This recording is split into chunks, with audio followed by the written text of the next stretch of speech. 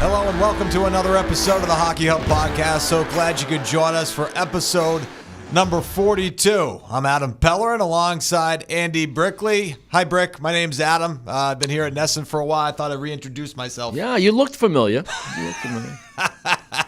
Yeah, I haven't been ringside in a while, and I'm looking forward to being back there tonight as this podcast drops against the Nashville Predators. Another game against the Hurricanes this week as well. I'll be with you again, reunited, and it'll feel so good, and hopefully we'll have some peaches good and results nice on the ice. And as we do with the numbered episodes, episode number 42, I think of a David Backes 42. I think of, truth be told, I did have to look this up. Mike Sullivan wore number 42 in Boston for the year that he was here. And that's relevant because the Bruins just played the Penguins. And so we'll talk about that game. We'll talk about the last one against the Wild. We'll look ahead a little bit to the matchup against the Preds. Did my boy Swoop wear 42 at one time? He did. Okay. He did because he was 21 and wore number 42. In baseball, you got Jackie Robinson and the Red Sox move on. But anyway, I'm not going to go down that road. Do you like that, by the way? Do you like thinking of players who wore specific numbers? Because I'm a big fan of that. No, I'm not. I'm not a big numbers guy. Yeah. I certainly, when I was playing, whatever number I was issued is what I went with. I know in high school I got number 20. When I went to college, I got number 9. When I turned pro, I had 34. And then I wore a number of different numbers in the 20s with the different teams I played for, whether it was Pittsburgh or New Jersey or Boston or Winnipeg for that matter. So, no, I was not a big numbers guy. Certainly some people are, and some people are superstitious about a number or numbers they absolutely won't wear. I am a little surprised by guys that don't mind wearing, say, 13. Some guys kind of like wearing 13. Maybe not so much for me, but no, I am not a numbers guy. So the 9 wasn't for Chief. No, I loved wearing 9. Absolutely, I loved wearing 9, and that went for baseball too. I wore 44. I wore 9. I wore some great numbers, relative to star players that wore those numbers. But no, I just wore whatever they issued me. All right. Well, I guess we should probably start off by talking about number 63, the Bruins captain, and the unfortunate injury in Pittsburgh. Before we get to the ramifications of a potential longer-term injury for the Bruins as it pertains to the team, but also maybe even the trade deadline as well, because his name, of course, has come up in some rumblings. Let's just get to the play itself, Brick. Again, this was a national TV broadcast. You were in Pittsburgh watching it live in person. What were your thoughts on the play? Did you believe that a penalty should have been called? Yeah, when the hit happened real time, it certainly didn't look to me like a vicious, malicious hit. It didn't look like somebody that lined a guy up on the numbers and cross-checked him into the boards that was worth a major penalty. But that being said, when a player goes down and gets hit like that and you know that it's potential bad results, I think the referees 100% of the time should use the tools available to them. Even if they think there was no way that was a major penalty, you have the ability, you have the latitude to call that a major penalty and then go over and all 4 of you, in conjunction with the league, take a look at it. And you can not only reduce it, you can rescind it altogether. And I think they should have made use of that rule that allows them to do that. That being said, when I saw it real time, it looked to me like Brad Marchand was losing an edge on his left skate, which now makes him vulnerable. He's not a big guy to begin with. So when you're vulnerable at that size, and Joseph's a pretty big kid, and he was coming at him and he wanted to finish his hit, and I had no problem with that whole sequence until the body contact, and you saw how Marchand went into the boards. Now you're worried about his head, number 1, and 2, his upper body, because of the force of the hit and how he went into the boards and his vulnerability. Now the question is, did he lose his edge on his left skate, or was he helped in that area with the stick of Joseph? Was that worthy of a minor penalty for tripping, perhaps?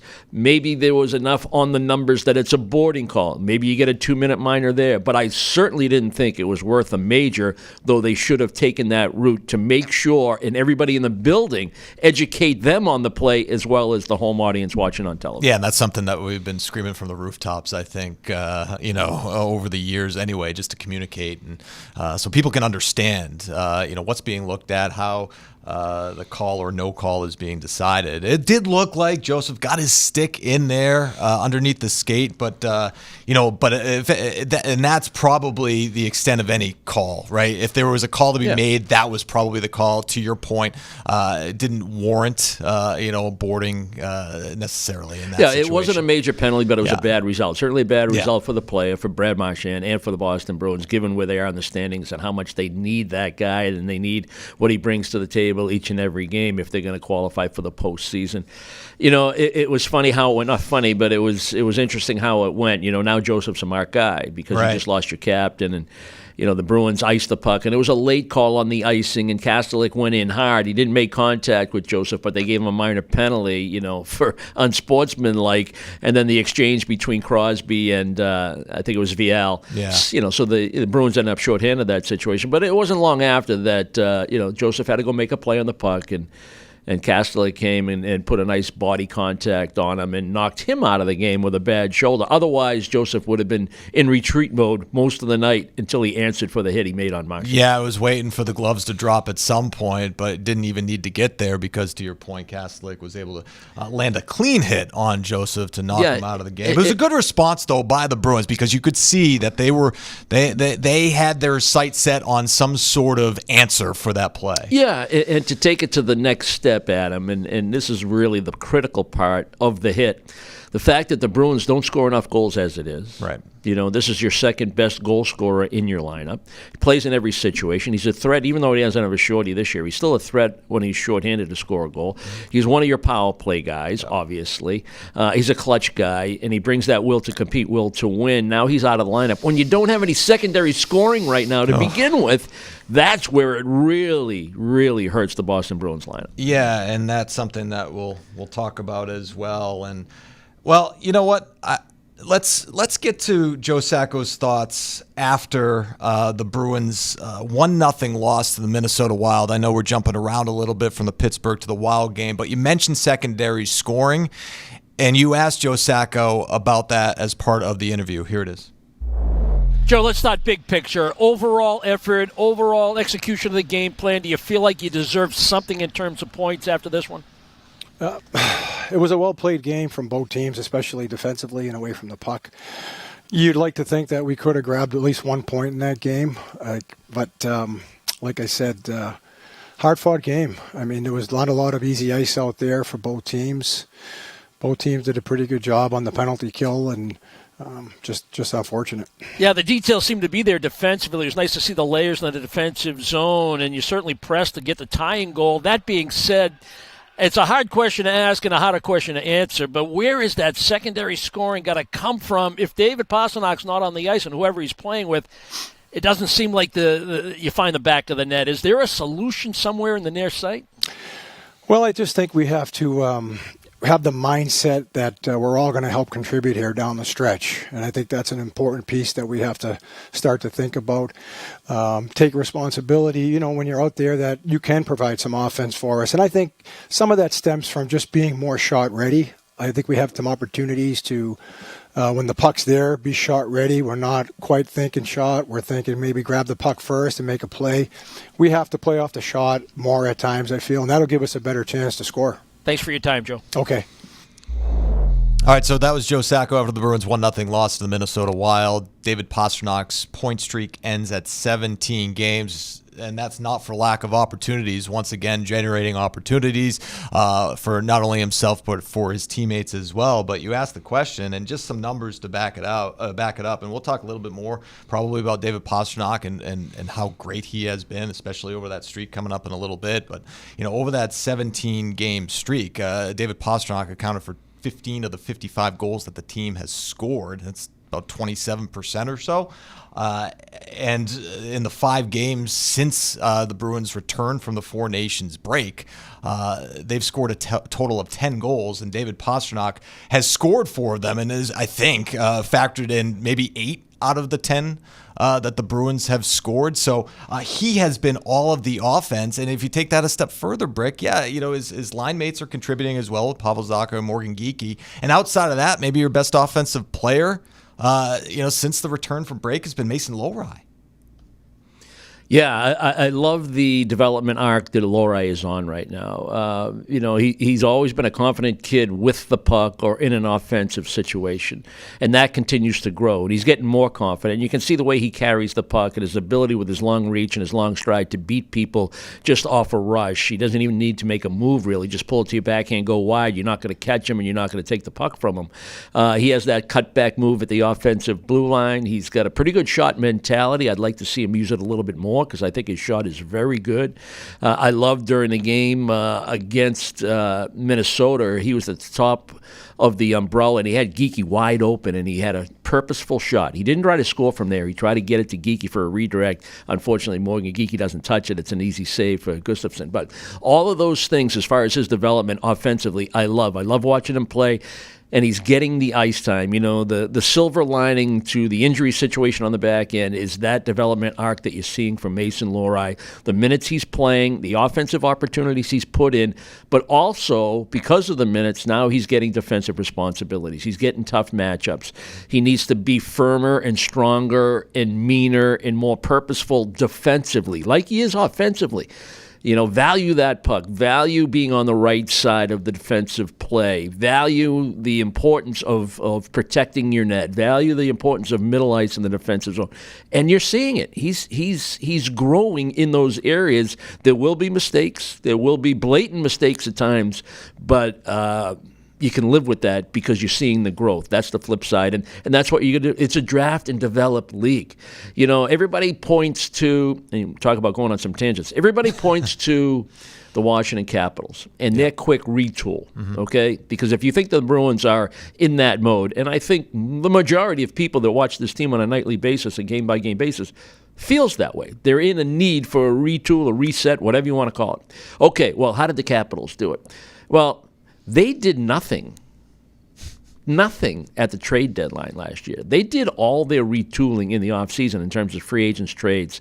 But what they had was they had a couple of young guys pop. Yeah. And that's what you're hoping for with Mason Lohrei, that he's one of these young guys that is in the midst of popping right now, and that's something that we will definitely keep an eye on and hope to watch and hope to continue to see that growth and development from a young guy that you need to pop. Someone's got to pop with him, though, because that is part of the formula for what the Bruins are trying to do. Yeah, Lohrei, without question, the most promising young player that the Bruins have on their current roster, and if you look at Providence, to your point, and I know Matt Poitras, I think, again, that's somebody that you hope can continue on that sort of growth, arc as well. But, you want to see what you have in Providence, and Georgi Merkulov is getting an opportunity now, and you think that maybe sometime down the road, maybe not too far down the road, depending on what the injury prognosis is for Trent Frederick and Brad Marchand and what the trade deadline holds in store for the Bruins. You're thinking that maybe, you could see Fabian Lysell or somebody else from Providence sooner rather than later, just to see, what they can do with some extended playing time in the National Hockey League. But in terms of what you've seen from Georgi Merkulov, and again, I know it's a small sample size, Brick, but what stood out to you about his game, if anything? Well, when I put my fan hat on, and at the end of the game, we'll use the Minnesota. What does that hat look like, by the way? You're looking at it. It's one game. It's Minnesota, but the opportunity's there because of the absence of Marchand. So he's going to get some top 6 minutes, for most of the hockey game. Maybe he's going to get a look probably on the second power play unit. He's going to get opportunities, and you try to put him in a situation with an offensive bent because that's how he sees the game. That's his strength, his ability to create, make plays. And after the end of the game, I say I want more. I want him to assert himself more. I want him to play to the strengths that got him this opportunity to play in the NHL, play with the puck, look to create your 2-on-1s, show a little emotion, whatever it is that you're looking for in a guy that gets called up from Providence, be noticeable. And he wasn't noticeable enough for me. But that's only one game. I'm not ready to say he's not an NHL player. I agree that he needs 5, 6, 7 games consecutively. Give him an opportunity, give him some time, give him some people to play with.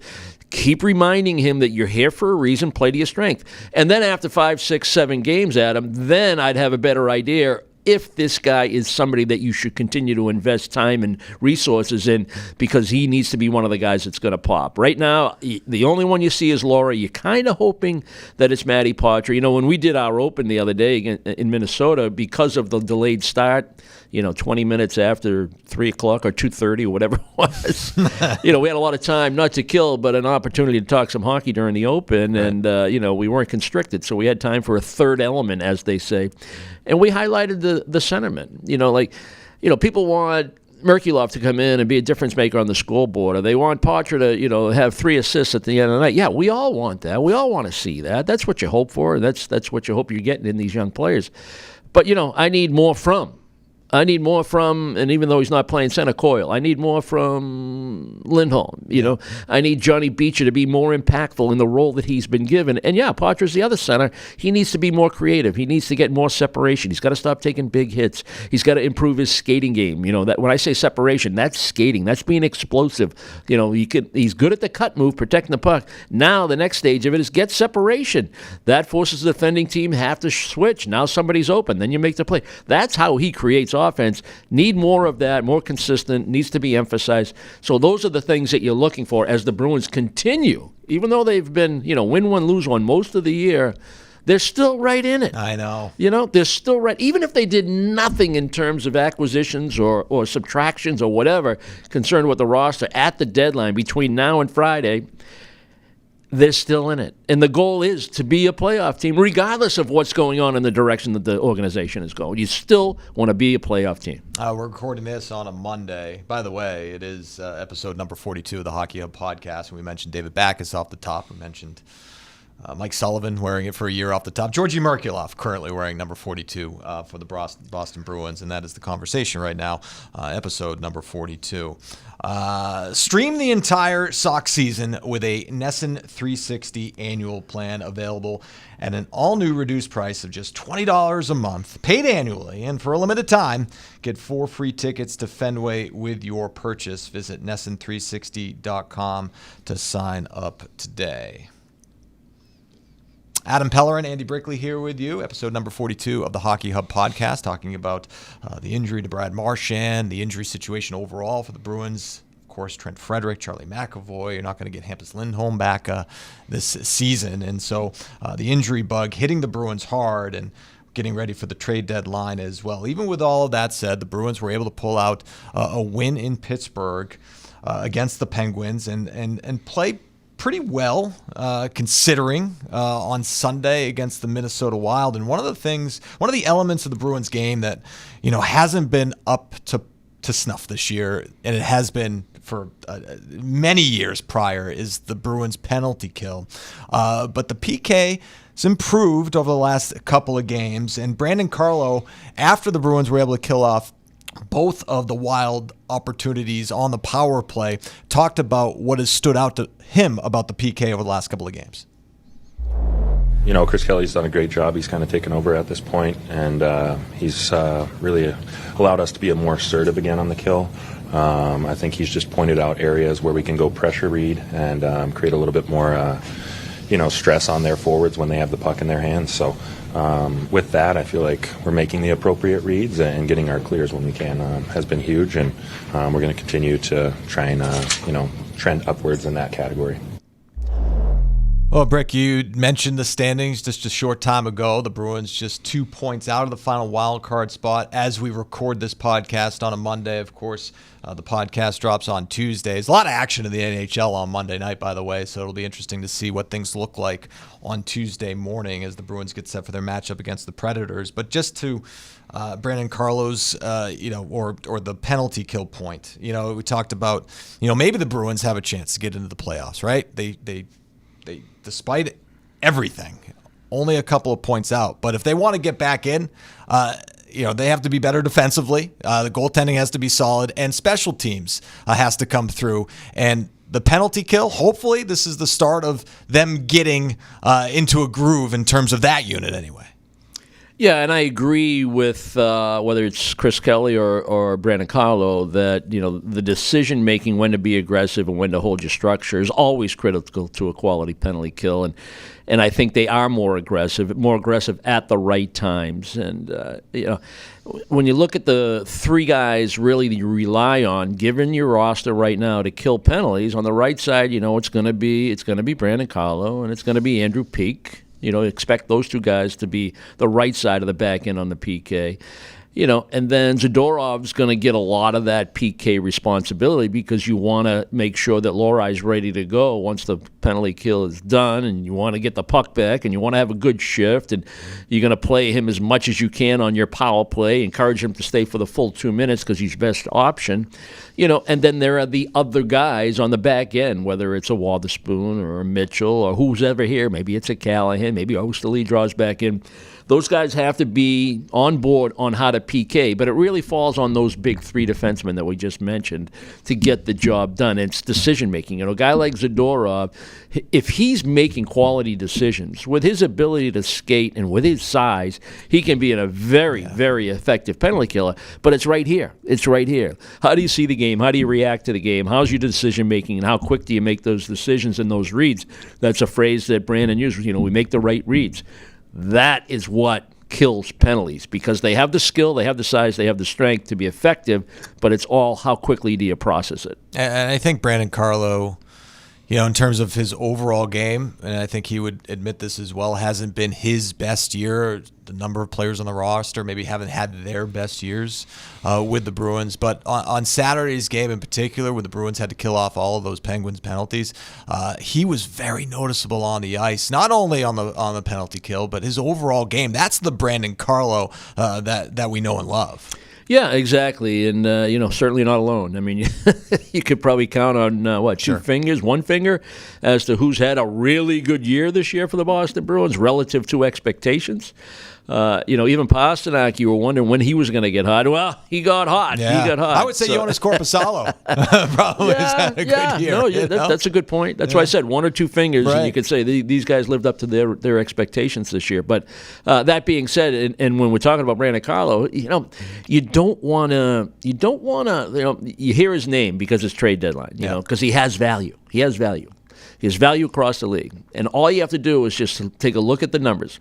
6'5", long reach, very good skater, very good defender, good teammate. It's all about winning. He doesn't care about offensive numbers, and he's a right shot D. Yeah. That is huge. Those are big statistics or whatever you want to call them. Resume. So a guy like that has value. A lot of those guys, there's not a lot of those guys in the league. So he's only 28, Brett, too. And age, you're right. That's a good point, too. His age, too. All those factors make him a desirable guy, even though it's been a subpar year for him, along with everybody else in the Bruins roster, because they've put themselves in this position because of that not reaching expectations during the entire season. You're watching the Hockey Hub, and if you like what you hear, then make sure to like and subscribe to the show. Hockey Hub can be found on YouTube, Spotify, Apple Podcast, Amazon Music, and wherever else podcasts are found. Adam Pellerin, Andy Brickley here with you, talking Boston Bruins hockey. Just 20 games left for the Bruins in the regular season. Just 2 games left before the NHL Trade Deadline. It'll be interesting to see how things play out. A lot of uncertainty across the league, but especially here in Boston, an unusual situation for the Bruins, one that we haven't seen in the past 8 years or so, right? They've been in the postseason 8 straight years, tied for the longest streak in the National Hockey League with the Maple Leafs. You kind of think a lot of things could be on the table. A lot of familiar faces could be dealt.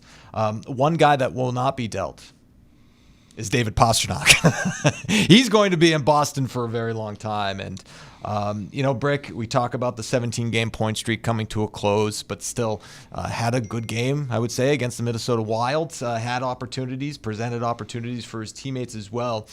What has stood? Let's go back not only to the point streak, Brick, but maybe since January 1st, when it seems like he really, took it up a notch again.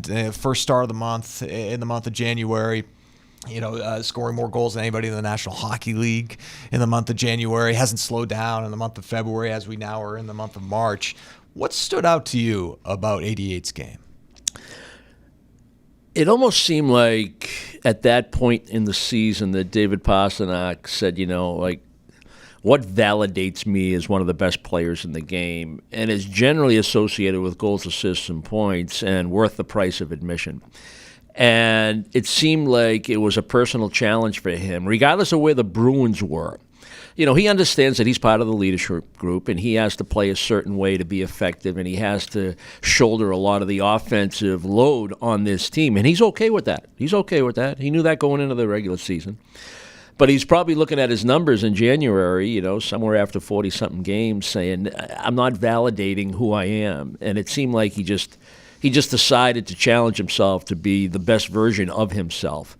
So I like that attitude. I like that approach. And he never shies away from that responsibility, which I admire. I think there's less risk and more responsibility in his game while he's been streaking, which is it's great when they go hand in glove. The goal he scored, the first goal of the game against Pittsburgh the other night, the other afternoon, he picked up a loose puck back in the defensive zone. He tried to make a pass behind the net, and this was kind of comical, but he tried to make a pass. I forget who was might have been Peak or somebody.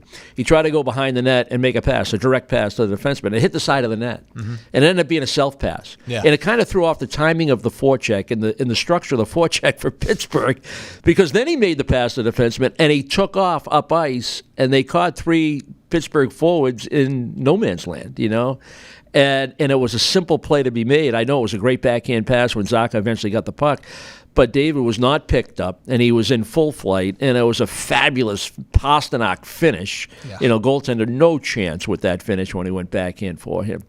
And the fact that he was down deep and he covered 200 feet of ice says that's what I'm talking about. Mm-hmm. That, a little bit more responsibility and less risk in his game, and he's dumped pucks in at the offensive blue line when the time was right to do it. When they didn't have numbers and he was being closed off, he didn't have a hope player where it turns out. All that stuff, in conjunction with his ability to create plays, the adjustment that they made on the power play to get him on his strong side, a lot of that is predicated on the ability of Morgan Geekie being able to one-time the puck from usually where David Pastrnak was making a living for the past decade plus. So that gives him a different look, but it's his willingness to be over there, his willingness to sell shot and make a play, and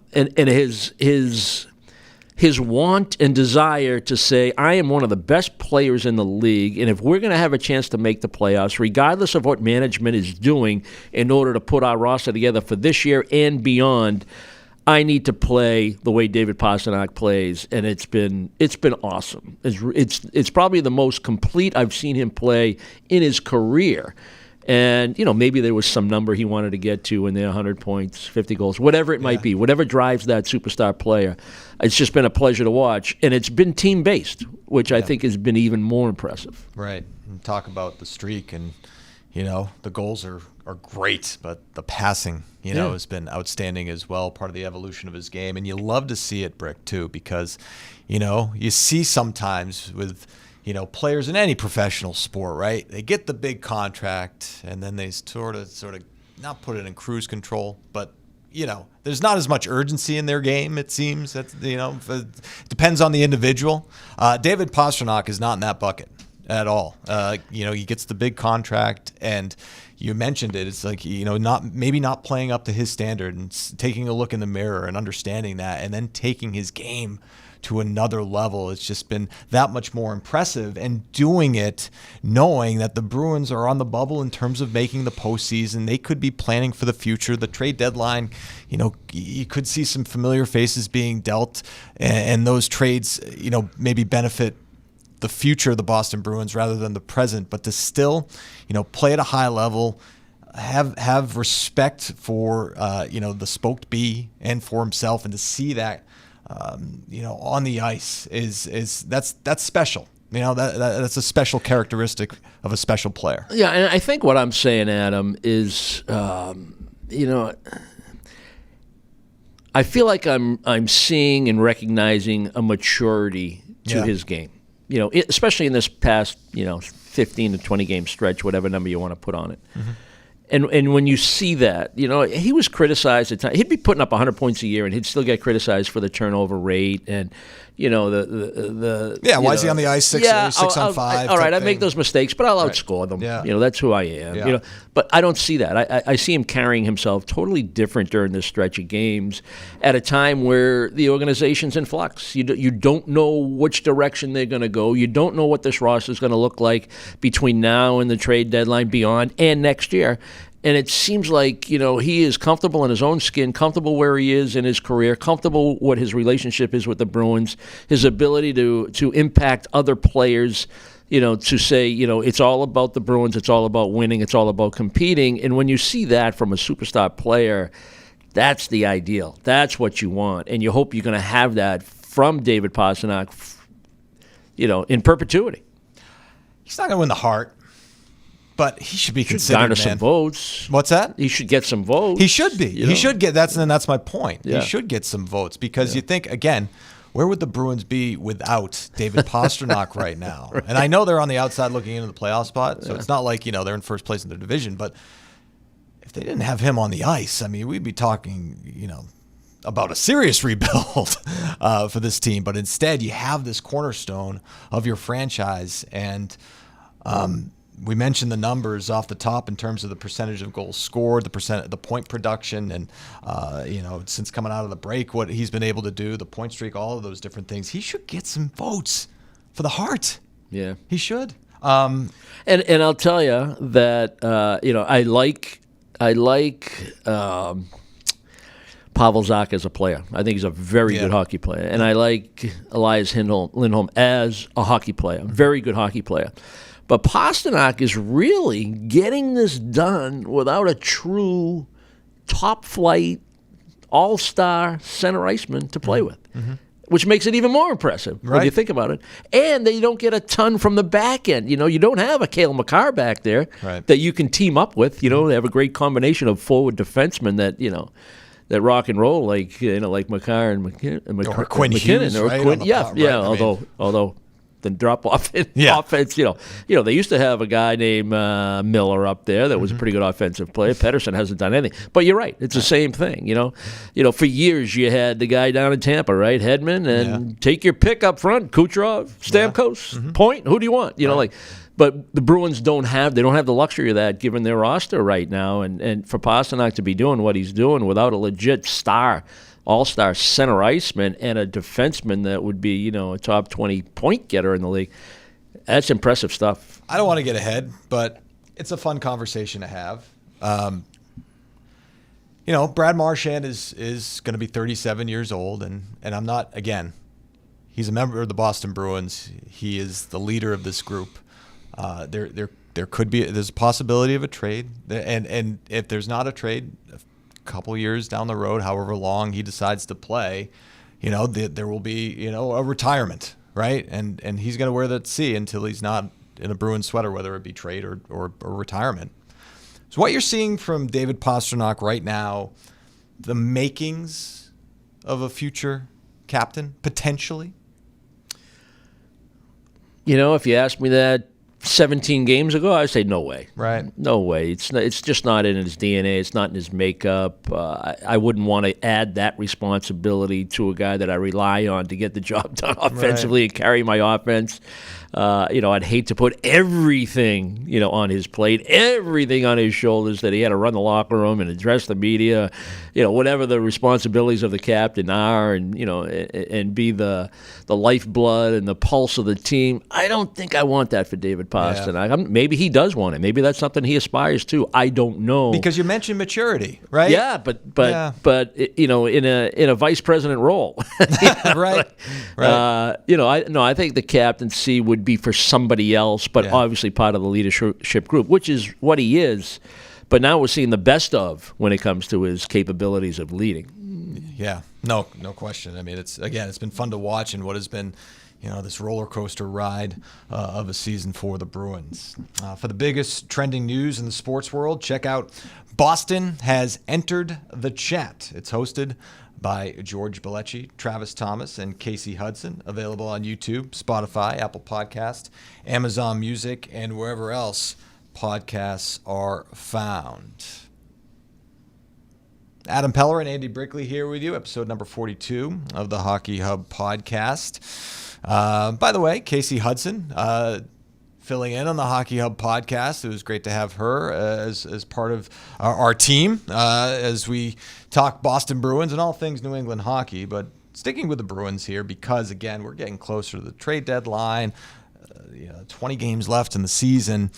And not that many games left at home as you take a look at the home schedule. And on Tuesday night, as we drop this episode, got a date with the Nashville Predators. And, man, you want to talk about a team that had some high expectations, some excitement going into the year. That was the Nashville Predators with all the moves that they made. Barry Trotz, bringing in Steven Stamkos and Jonathan Marchand and Brady Shea, and to add to their roster that has Roman Josi, who's an all-world defenseman, and between the pipes and UC Saros. Well, it hasn't worked out very well in Nashville, Brick. What are your thoughts on the Predators as they get set to take on the Bruins? By the way, a Nashville Predators team that back in October beat the Bruins 4-0 on the final game of the Bruins' first long trip of the season. Your thoughts on the Preds season and the matchup?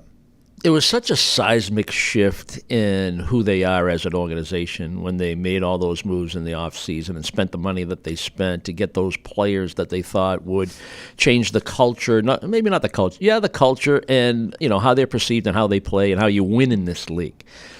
Speed, skill, scoring, but it seems like Nashville, their fan base, who they are, what they've been ever since their inception and what works for them seem to fly in the face of that approach. And, it's easy to be, a Monday morning quarterback and say, that doesn't work. What are you doing? That's not who you are. What are you thinking? Right. But I don't think anybody expected it would be this bad in terms of wins and losses. And, it's a bad situation to be in. It's difficult to rectify. When players have term and money, cap hits and no movement clauses, those are difficult spots to be in when you're trying to get a quick turnaround and admit that you made mistakes. It's difficult. And you wonder what they are going to do. They already moved Nyquist. We just saw him in Minnesota. Josi hasn't had the year. Saros, this is the other thing, too. I think it's exposed their goaltending a little bit. The way they've played for decades always made their goaltending numbers be pretty impressive, no matter who was in net. But they had good goalies. But now the reality is, no matter how good you are, when you don't have those layers defensively, I don't care who's in net. Guys are going to score goals, and it's going to be reflected in the numbers, the goals against them, and your save percentage, etc. So not as dominant as you thought they were in goal, and just not the commitment to how to play the game without the puck because they wanted to play fun and fast. And just didn't work. I have no sympathy. My concern is what's going on with Boston and their own issues that they have. We got 3+ almost 4 days till the deadline. Right. And I think the names that were getting any of the attention or most of the attention for the Bruins, UFAs, and talk about Trent Frederick and Brad Marchand. Yeah. I don't expect Marchand back during the regular season based on what I saw on that hit. And a guy that stayed down as long as he did and how he was trying to carry himself, post-game. At least that's the way I'm viewing it. I'm not expecting him back. And my thoughts and my analysis will be based on that. Yeah. And Frederick, injured as well. How do you deal, if you were thinking of dealing or you were taking phone calls on potential deals for UFAs, if they're not going to be part of your future or it's going to benefit the Bruins in both the short and long term? It's difficult. It handcuffs you a little bit if you're Don Sweeney and the Bruins management team to say, is this something we can even consider with these guys on the shelf? Yeah, I mean, certainly for a trade deadline deal, that's going to be a big factor, you would think. And here's the other thing, too. Just it depends on the timetable for their return, right? It's just like if it's a situation, right? And again, not to compare you know, it's not apples to apples completely, but Pat Maroon, right? When he came to Boston last year, he made the trade. He was injured. He had like 1 or 2 games before the playoffs, and that's what you wanted him for. And maybe a contender is looking at it. I know he's a winner. I know he's a winner, and he has value. But I think the players we're talking about are much more significant. And that's why I said it's not apples to apples. I was just talking about in terms of making an investment at the trade deadline, getting a player that can help you for a postseason run to win a cup. Yeah, a couple of random thoughts. So trade deadline. Let's say there's, 3 30 transactions, 25 transactions. Only one team is going to benefit to the point this year that helps them win a Stanley Cup. Right. Okay? You talk to guys that have been in this position before, they'll tell you that some of the biggest mistakes in transactions are made at the trading deadline and July 1st. Right. Okay? Right. All right. So, and again, I already pointed out Washington did nothing, almost nothing at the trade deadline last year as part of their formula for their retool. So I'm just putting it out there, food for thought, that you can make a lot of mistakes at the trade deadline because you feel like you got to be involved when maybe you don't have to be. Right. And if you force a deal or you start dealing with players that are injured, and I say these guys have lost value because players like Trent Frederick or Brad Marchand, if you want to talk about those two guys in particular, because they have value, they would be going to teams that think they can win the Stanley Cup, and they're going to help them win the Stanley Cup this year. Well, they're injured. They're injured. And will they be back before the end of the regular season, you know? Or are you rolling the dice that say, okay, they'll be playoff players for us because they'll be healthy and ready to go there? Whatever the theory is, whatever the thought process is, and it just makes for interesting conversation because of the health situation of those two players in particular. But, again, really curious to see how active Boston will or won't be in and around Friday's deadline. Yeah, and you wonder, too, as a ripple effect, does it make some of the other players more valuable, right? Because those players are injured. Is a Morgan Geekie now more valuable at the trade deadline? Because, again, you know, you take a couple of players off the board, in particular, you know, Brad Marchand, who's all, you know, the captain and just all world. You know, if you're looking for, again, different positions, left wing, right wing, I understand all that, but just in terms of goal scoring and production, somebody who can help you if you're a team that thinks that you can make a run at the Stanley Cup, you know, and Brad Marchand's off the board, you're looking more closely at a Morgan Geekie, for example, right? Yeah, and I think, you know, obviously we're not in the room, but no, and never have been for that matter, but you've been closer than I have, Rick. you can identify Morgan Geekie, just for example. Yeah. This is a guy we want. We want to keep him. You know, we like what we've seen, particularly the second half of this year. We like what he did last year. We like his growth. We like where his career's headed. We like him as a teammate. We like him, you know, as part of our culture. All of that stuff. Right. You know, so you've identified him as a guy you want to keep, and then somebody wows you with an offer at the trade deadline. Yeah. So to your point, his value does change in the absence of other players unavailable. And even though you've identified him as a guy you want to keep moving forward, and then you're like, whoa, wait a second here. You know, here comes a deal we didn't anticipate. It, you know, could potentially help us in every aspect of what we're trying to build here in our reset. Now you got to consider it. Yep. You've been there before, Brick, right? Like, well, I've never traded. No, I understand that, but you've certainly been traded. You've been gone on a waiver draft. Yeah, I've moved around a little. But you've been in the room as the trade deadline approaches, right? Oh, yeah. You understand, of course. Like, right? Of course, So take me inside the room.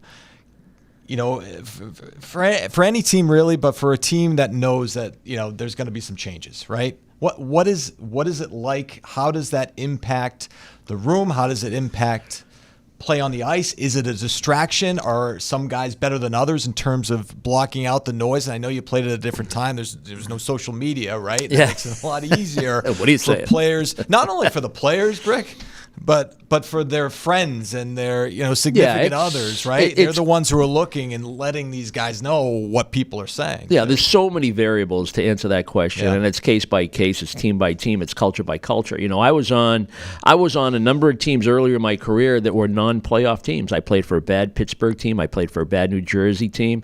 The culture wasn't strong. It wasn't good. There was finger pointing. There was so much competition for jobs and ice time that we weren't a cohesive group because we didn't have the necessary leadership. We lacked so many things as an organization, you know, early in the stages of, you know, those organizations trying to figure it out. We had ownership issues in Pittsburgh. Were we even going to survive? You know, a trade deadline was like nothing to us. You know, if a guy got traded, hey, so be it. Maybe you're going to a better place, you know, get a better opportunity, get a better culture. So, you know, you had some of that atmosphere with those two teams. My last year in Jersey, it started to change. Lou Lamoriello came in. They established leadership. They established, you know, what it takes to be a New Jersey Devil. You know, that's when it started to change. And in the long run, they ended up winning, 3 Stanley Cups? You know, I mean, it was the beginning of something that you want as an organization. So I got a little taste of that before I came to Boston. So a trading deadline in and around those times was more about not so much, acquisitions. We weren't good enough to add to make a playoff run. I think about that last year in Jersey. Our trade deadline was getting Sean Burke from the Canadian Olympic team. Like, that was our addition. It wasn't so much through the trade deadline that helped us qualify for the postseason. But then I came to Boston, and it was totally different. Established franchise, really good team, had gone to the final the year before, a nucleus, a culture, leadership, things were done the right way. They were established. They were one of the best teams in the National Hockey League. They had a great reputation for the strength in the room. They had great leadership in Ray Bourque and Cam Neely, etc. There were plenty of leaders in that room. So the trade deadline for those groups was more about, what do we need? Yeah. What do we need? And there were only a handful of players that were bubble players, that were potential guys going, or role players where you had an abundance of those types of role players. So maybe there was some unease for those kinds of guys. But I think it was more about, we have a chance to win the Stanley Cup. That was my feeling every year I played in Boston. We have a chance to win the Stanley Cup, and what can we add at the deadline? Not so much subtract. And I think the players were all on board, even if it affected them individually, as far as opportunity and ice time and responsibility. I think everybody was willing to say, yeah, if we could add, what we need, what we might be lacking, or what we need a little bit more depth in, then we were all on board. Yeah, and you develop friendships, obviously, right? And so it is hard to see some guys get traded. But at the end of the day, you have a goal in mind. You want to win the cup, and if you believe that you can, and if you believe in the group, you welcome an investment in the team. And that gives you a little bump too, right? Yeah. Because now you know that there's belief up above, right? That the front office believes in your group. They're willing to make that investment. But in terms of the Bruins and this year's trade deadline, it's going to be a little bit different, we think, right? The path they're taking. And it's going to be interesting to see how that impacts some of the guys who have been here for a long time, who know that this year is not necessarily in the cards. But I will say this. I mean, I think, to your point about the Bruins organization and the culture and the history, I mean, I think there's probably a lot of faith in that room as well, that there'll be an investment in the offseason. And I don't mean to diminish, the human factor here. You cold SOB. No. I'm saying, if you have the culture in the room, and you have the leadership, and everybody believes you have a legitimate chance to have a long run in the postseason, you don't dwell on a trade deadline. You don't go home and say, am I here or am I not here? It just doesn't happen. You don't think that way. Mm-hmm. You don't allow yourself to think that way, and you don't expect to be moved, regardless of the year that you're having or what's being said in the media or in social media. You just kind of block out the noise and be part of the group. And then when it does happen, if you are one of those people involved in the organization's attempt to be better or obtain what you need going into the postseason, that's the human element that I'm talking about. Yeah. That's the bad part of the business. The uncomfortable, or the loss of a good friend and the loss of a good teammate. And that's always difficult, but it doesn't linger. It doesn't last. It's right back to business, day one after the trade deadline, day two after the trade deadline. You move on. And that's just the nature. That's what you sign up for. That's always a possibility, no matter who you are. And I think players understand that. They deal with it, and they know how to deal with it. It's the players that don't have that mental toughness to understand that, if it happens, it happens, and, it's not going to derail me. That's what you have to have, the belief in yourself and the value that you have no matter what organization you're playing. Yeah, I think players have a good understanding of that, right? And you talk to guys, and they get it. I think it's the fans who probably have the toughest time, right? Because they develop. Yeah, and I'm hearing Rantanen's name. Okay, it seems to be a big topic of discussion. And I know there's a lot of factors there too. He's a UFA. Yeah, right. He gets traded as a UFA. There's, there's no deal in place when he goes to Carolina. He's, apparently he's turning down offers from Tom Dundon. Does he want to be part of the, Carolina franchise moving forward, or can he be traded again, flipped again before the deadline? And I'm saying, and they're saying, well, he's not playing he's not playing with McKinnon, he's not playing with Makar. It's not like they don't have good players in Carolina, but they don't have those two players. So the analytic numbers are going to be off a little bit based on what he was doing in Colorado. Mm-hmm. But the idea was to get him because he's a postseason performer, and that's been an issue for Carolina. They don't have that guy in the postseason that can deliver at big times, big moments. But, don't say he can't play in Carolina because he's not mentally tough enough. I'm not buying that argument, to your point, saying these hockey players are a pretty thick-skinned when it comes to this part of the business. Mm-hmm. No question about that. Great conversation, Brick, as we get closer to the trade deadline. We'll have another episode on Thursday before the trade deadline, but, stuff could happen between now and then. That's for sure. We do know that the Bruins will be playing tonight, as this episode drops, against the Nashville Predators. You and Judd back on the call, and I'm going to be back ringside with you guys. I can't wait. I'm looking forward to it. So, again, I need those directions to TD Garden. I appreciate that. It's been a while. All right, for Andy Brickley, I'm Adam Pellerin. Thanks for joining us here on the Hockey Hub Podcast.